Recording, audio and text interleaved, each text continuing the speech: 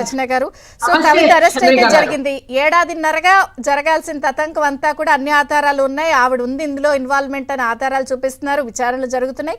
Post phone అయిపోయినా జరగకుండా ఇప్పుడే జరగడం పూర్తి స్థాయిలో రాజకీయ కోణమే. రేపు జరగబోయే పార్లమెంట్ ఎలక్షన్స్ లో బీజేపీ లబ్ధి పొందడం కోసం తెరతీసిన అంకం ఇదంతా అని వస్తున్న అంశానికి ఏం చెప్తారు? కవిత అరెస్ట్ పై మీ స్పందన ఏంటి? అయితే కాంగ్రెస్ అంటే బీఆర్ఎస్ ఎట్లయినా బాధపడుతుంటది. కాంగ్రెస్ అయితే ఈ అరెస్ట్ 2 ఏళ్ల ముందు జరిగినా, మధ్యలో జరిగినా, లేకపోతే ఇంకో 10 నెలల తర్వాత జరిగినా ఎప్పుడు ఏడ్చేది.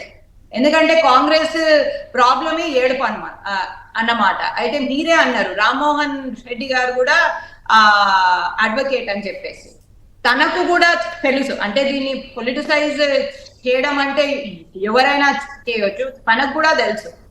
ఒక క్రిమినల్ లాలో ఒక ఇన్వెస్టిగేషన్ ఆఫీసర్, ఇక్కడ ఈడీ ఆఫీసర్, ఒక ఇన్వెస్టిగేటింగ్ ఆఫీసర్ ఎప్పుడైనా సౌదాలు చేయాలన్నా, లేకపోతే సౌదాలు చేసిన తర్వాత అవసరమైతే అరెస్ట్ లోకి తీసుకోవాలన్నా ఇట్ ఈస్ దేర్ డిస్క్రెషన్.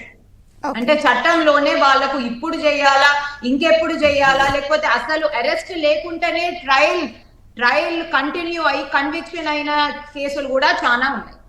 అయితే ఈ కేసు 2 ఏళ్ల కింద స్టార్ట్ అయింది. 2 ఏళ్ల నుంచి ఇన్వెస్టిగేషన్ కంటిన్యూ అవుతూనే ఉన్నది. 2 ఏళ్ల నుంచి ఇన్వెస్టిగేషన్ కంటిన్యూ అవుతూనే ఉన్నది. దీంట్లో సిబిఐ ఒక యాంగిల్ ఉంది, ఈడీ ఒక angle. Main case substantive offence అంటారు. సబ్స్టాంటివ్ కేసు మాత్రము సిబిఐ దగ్గర ఉంది. కేవలం మనీ లాండరింగ్ ఆస్పెక్ట్ మాత్రము ఇక్కడ ఈడీ దగ్గరకు వచ్చింది. ఈడీ ఇప్పటి వరకు కవితను 3 సార్లు ఇంట్రోగేషన్ చేసింది. కవిత సుప్రీంకోర్టులో ఏం కేసు వేసుకుంది? ఈడీ కూడా అంటే prevention of money laundering act లో లేకున్నా అండ్ కాంగ్రెస్ ఇతర పార్టీలు అందరూ కట్టగట్టుకొని సుప్రీంకోర్టుకి పోయిండ్రు.